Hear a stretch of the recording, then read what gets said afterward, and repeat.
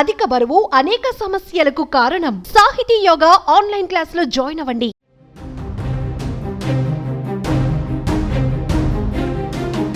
అంతరిక్ష యాత్రలో ఓ అరుదైన రికార్డు సాధించారు 6 మహిళలు.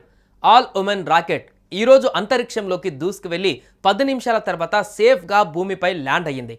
ప్రపంచ కుబేరుడు జెఫ్ బీజోస్ స్థాపించిన బ్లూ ఆరిజిన్ సంస్థ తమ న్యూ షెపర్డ్ NS-31 మిషన్ అనే రాకెట్ ద్వారా 6 మహిళలను అంతరిక్షంలోకి పంపింది.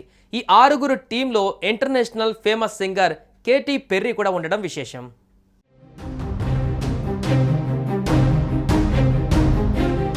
స్పేస్ టూరిజం పైన ఎప్పటి నుంచో చర్చ ఉంది. స్పేస్ టూరిజం కళను సామాన్యులకు చేరువ చేసేందుకు బ్లూ ఆరిజిన్ అంతరిక్షంలో ప్రత్యేక మిషన్ను ప్రవేశపెట్టే ఆలోచనలో ఉందని తెలుస్తోంది.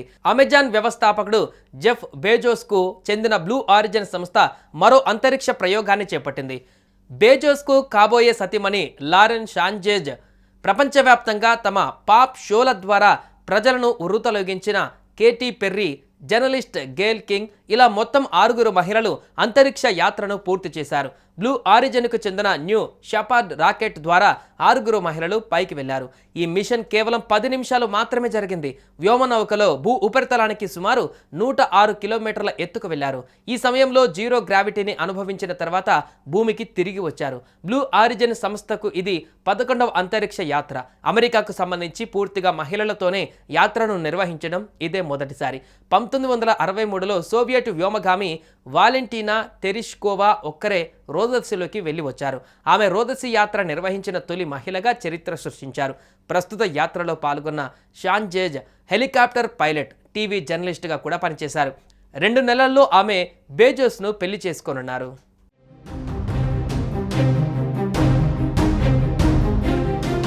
ఈ మిషన్ వెలుగులోకి రాగానే మరోసారి స్పేస్ టూరిజం పైన చర్చలు మొదలయ్యాయి. స్పేస్ టూరిజానికి సంబంధించి కొన్నేళ్లుగా చర్చ నడుస్తోంది. Blue origin, space X, virgin galactic వంటి కంపెనీలు ఈ జాబితాలో ముందున్నాయి. అయితే స్పేస్ టూరిజం గురించి ఇప్పటికీ ప్రజల మధ్యలో అనేక ప్రశ్నలు తలెత్తుతున్నాయి. ఇది సురక్షితమేనా? ఎవరైనా స్పేస్ వాక్కు వెళ్ళవచ్చా? మరీ ముఖ్యంగా దీనికోసం ఎంత డబ్బు ఖర్చు చేయాల్సి ఉంటుంది? స్పేస్ టూరిజాన్ని సులభతరం చేసే కంపెనీలు FAA నిర్దేశించిన కఠినమైన భద్రతా ప్రమాణాలను పాటించాలి.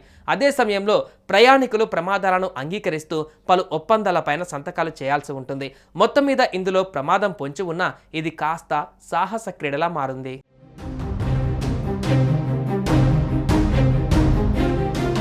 అంతరిక్ష యాత్రకు వెళ్ళడానికి అనేక రకాల ట్రైనింగ్ అవసరం. ఇది కంపెనీపై కూడా ఆధారపడి ఉంటుంది. ఉదాహరణకు వర్జిన్ గెలాక్టిక్తో పర్యటనకు వెళ్ళడానికి 3 రోజుల శిక్షణ ఉంది.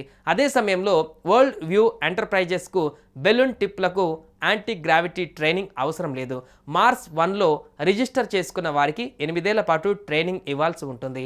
వీళ్ళు భూమికి అంతరిక్షానికి మధ్య ఉన్న వ్యూహాత్మక సరిహద్దు అయిన కర్మన్ రేఖను దాటుతారు.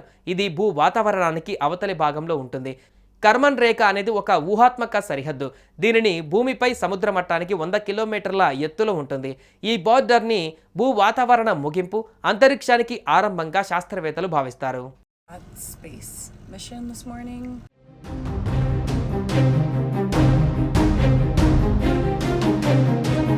సుమన్ టీవీలో మీ పర్సనల్ అండ్ బిజినెస్ ప్రమోషన్స్ కోసం కింది నెంబర్కి కాంటాక్ట్ చేయండి.